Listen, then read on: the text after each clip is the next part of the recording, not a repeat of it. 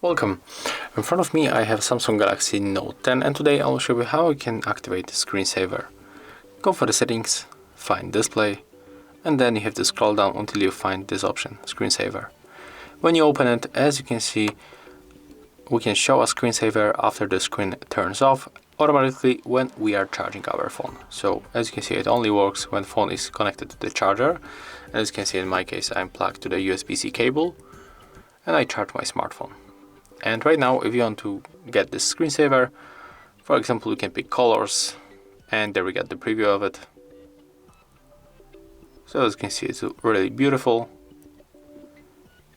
And you can also set here your photo table or photo frame and also your Google Photos. So when you go here, then tap on the settings, click allow, you are able to pick your Google account, and then all photos that you have on the Google account will display on the screen. So that's how you can make it. If you find this video helpful, remember to leave a like, comment and subscribe to our channel.